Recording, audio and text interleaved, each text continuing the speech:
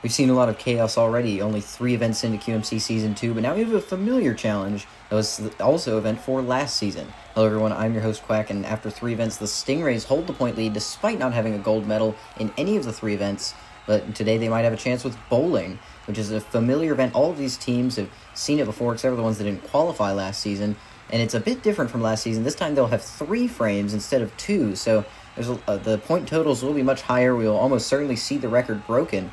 And a lot of the most experienced teams aren't even here. Purple Flames and Rhapsody in Blue were some of the strongest last season, and they did not qualify. Meanwhile, the Malamex showing us how it's done. You can see how it requires precision, strength, and a lot of other variables to go their way. You can see how they plowed right through the middle, but didn't quite have enough oomph to knock down those other 4 pins, so that would only be a 6, which is decent, but not amazing. But we'll be going in reverse championship order as per usual, so the Pollen Puffs will be getting us started. Last season, the Rhapsody in Blue were in last heading into this event, and they ended up winning gold, so we'll see what the Pollen Puffs can do here. Off to a great start. That was an 8. We have never seen a strike in this event before. Perhaps we will see it here, but an 8 is a great start for the captain of the Pollen Puffs. Now let's see how they do the second time. They come a bit to the near side this time. It's another 8. That's already a great start for the Pollen Puffs. Could we be seeing a repeat of last season with already a 16, which is the same score that won it overall last season? But they have a third go now, and they have to get a good score here. Ooh, it doesn't quite work out.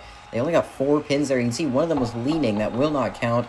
And only a 20. What could have been a much greater score if they had gotten more pins in that last run. That will still technically take the record, but I doubt that will stand for too long. As now Hydra of the Soaring Skies so far struggling are the Soaring Skies, and they do a decent job here. 7-pin start. They lean much more to the near side this time. That seemed to work in their favor. They had a lot of speed. That was really the key to their push there. Now let's see what they can do on the second frame. And they're off a dead center push, but it'll only be 6 pins. There's a bit of luck involved there. Even if they're perfectly centered, you also have to have a strong hit. And they didn't quite have that. Only 13 so far. They'll need a pretty strong push here to be able to beat the Pollen. And they do very well here, actually. Get 8 pins. You can see they all knocked down. This time, Hydra leaned to the far side, and it will work in their favor. They will take the lead with 21 over the Pollen Puffs 20. So off to a decent start for the Soaring Skies, already taking the record, technically. But now, the captain of the Snapping Turtles, Bowser, let's see what they can do here. And they're off dead center, but it'll only be 4 pins. That was a disappointing run there.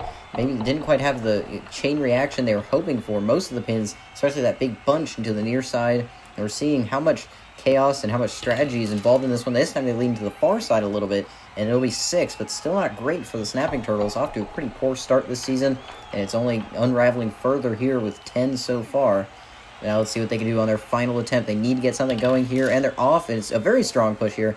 8 pins. That will be a very decent run, but I still don't think that'll be enough to beat either of the previous 2, and 18 will slot into third of the 3 so far. But a good recovery from the Snapping Turtles nonetheless. But now the Slush Rush new reserve, Flurry, they were very strong in sand mobiles, and they leaned way to the near side this time. They got 8 pins, it looks like. One of them was leaning on another, but it was mostly down, and that will count. That will be an 8. Very strong start for the Slush Rush. Let's see what they can do here in their second push.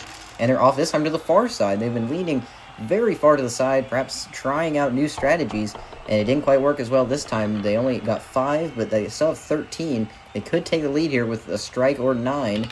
Let's see what they do here. Red down the center. It will be another 8. That's a very strong run from Flurry, and that will be enough to take 21, which is actually provisional P1. So the Slush Rush already taking the lead with their 21, a very consistent run. Now we move on to the Rose Rollers and see what they can do here. One of the teams that has never done this event before, and they're off. It's decent. They only get about 5 pins.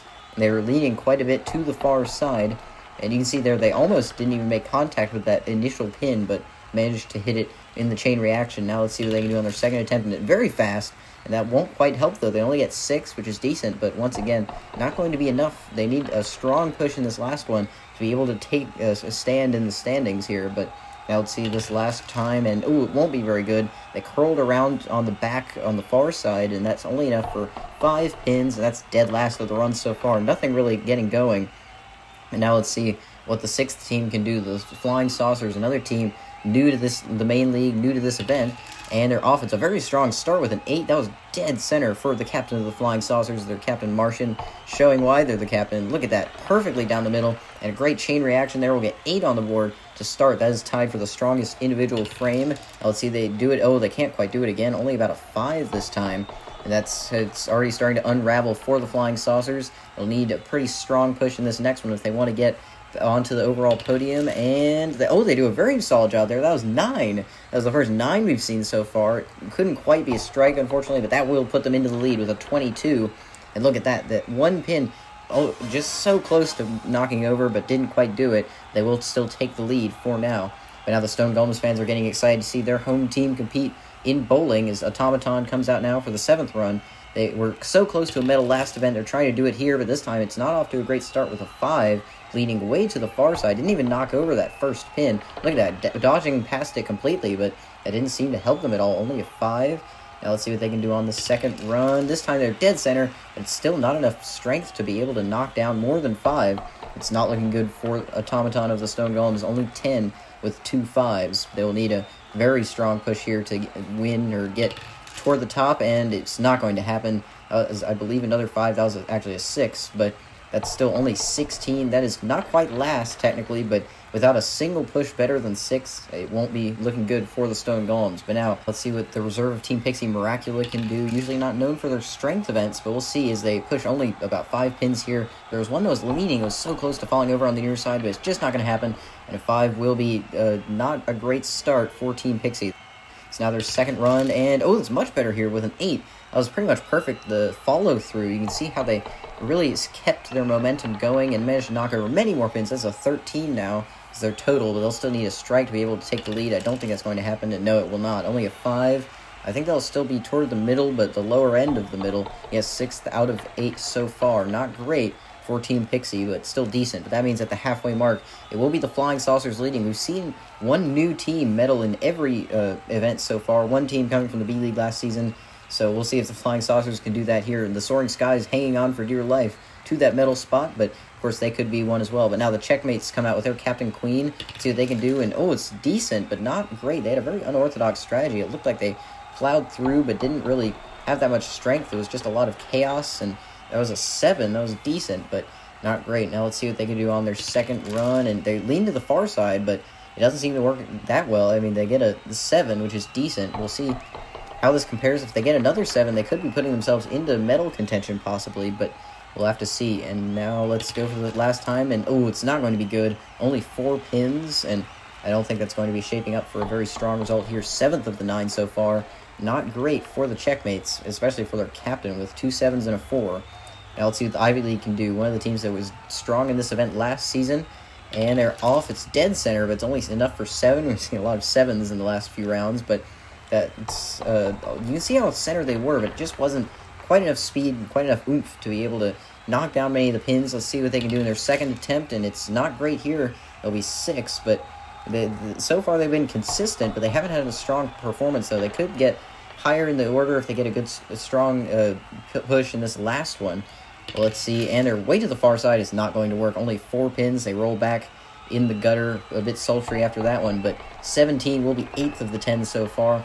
The last few runs haven't been that great. We'll see if anyone else can do better. As now the Flashbangs come out with Strobe. Another team's never done this event before, and they're off. It's a little to the far side, but it does seem to work. They had a lot of speed. That was really the key there. It didn't look like they had much follow-through. They didn't really plow through the pins. They just kind of brushed against them and let the chain reaction take all the rest, but still 6 is all right. And now let's see the next one. They plow straight through the center, and this time they had a lot more follow-through. They will be getting at least a 7 here, I believe, and that's 13. They're doing decently, but they'll need pretty much a strike to be able to take the lead in this last one. And they're off, and it's not going to happen. Only 4 pins on this last one is not what they wanted to see. I don't think they're going to be getting a good result here, and that's only 8th of the 11 so far. Not great. So unfortunate for the Flashbangs, but now the Red Rockets, one of the teams that's been very strong so far, just missed a medal in balancing, but they don't do so great here with 5. They brushed a bit to the near side this time. We've seen a lot go to the far side. It hasn't really worked. This time, going to the near side, it doesn't seem either side is really the better side to go to. It seems like plowing through the center is usually what you want to do, and this time they'll try the near side again, and it works a bit better. They have one that's just leaning on the side, but it's not going to fall over. I still don't think it's going to be great. Yes, that's a 6, so they've only got 11. It's not looking good for the Red Rockets unless they get something really strong here. And they plow through the center. It's going to be a 7 once again. Very consistent for the Red Rockets. That could help, but still an 18 is only 8th of the 12 so far. So another one that's not too great. as we've only got a few more runs to go. Now, Fiddler, the captain of the King Crabs, reigning MVM from last season. See what they can do here. Off to a great start with an 8. They just plowed right through the center, and all those pins came knocking down immediately. That was a great start with an 8 there. That could be a good run depending on how these next two go, but they've got to keep it up. Now let's see what they do in the second one. Once again, oh, that's a 9 even. That's the second time we've seen a 9. The only other one was Martian, and they hold P1 for now. But with 17 on the board, they just need to get a 6 or better to be able to take P1 in this last round. Let's see if they can do it here. And it's going to be close. I believe that is 6. I think that will be enough, and it will be enough. The Fiddler will take the P1 from Martian of the Flying Saucers. Unfortunate for the Flying Saucers, will not be getting a gold here. They will be taking the record, of course, but we'll see with 3 runs to go. They haven't quite guaranteed a medal yet, but they could be guaranteeing a very strong performance here as now the City Lights come out. Another team that's been surprisingly strong so far at the start of the season. See how they can do here. Plow straight through the center, but it's only a 6. It's not great for Diode of the City Lights. So you can see how they had a lot of speed, but just not enough strength to get a chain reaction going. Let's see what they can do in their second run, and it's pretty much the same, actually a little worse. Only 5 pins this time. So far, not really showing the strength needed to really get anything going here. So far, 11. As we head into the final now, let's see what they can do here. And it's a little better, actually. It's going to be an 8 with a bit of a chain reaction. Some pins knocking each other over, but still not going to be great. 19. Actually, it will be 6th of the runs so far, so not too bad. We've seen a lot in that upper teens range, so makes sense. But now Rye from the Loaves of Bread, medal in this event last season, one of the favorites. Let's see what they can do here. Oh, it's only a 4 to start. That pretty much already guarantees they won't be contending for the P1, but they could still be close depending on how these next two go. Let's see now how this second run goes for a former medalist, and they plow through the center. It's not going to happen. Only a 5. They're really not showing their experience here, and so far only 9 of the pins have come down. That's still not great as we head into their third run, and they plow through the center. This time it's a little better, but it's still only a 7. It is a bit good that they managed to get better in their last couple runs. That is one of the tiebreakers, being better in the later runs, but still only 13th of the 15 so far as we head into the final run for the Stingrays. Don't have a gold medal yet, trying to get one here, and they're off. They plow through the center. It's going to be a 7. That's a decent start for Torpedo, but we'll see how their next two go. And depending on that could change a lot of things, even for the standings overall, as now they go for the second attempt, and it's right through the center. It's only a 4. They didn't have a lot of strength. You can see how they just kind of bounced through that first one. Didn't cause a lot of other pins to knock over, and that's only an 11 so far. And now let's see how their last run goes. It won't be enough, I don't think. That's a 6, which might be enough to put them top half, but I'm not sure anything more than that. No, it won't be. It's actually only 11th of the 16. But that means that, unsurprisingly, the King Crabs will be taking their back-to-back medals, with their captain Fiddler getting another gold medal. Now they have 2 of the only 2-time gold medalists on their team. But Martian of the Flying Saucers will get their team's first main league medal, and Flurry of the Slush Rush, brand new member for their team, will be getting a medal here.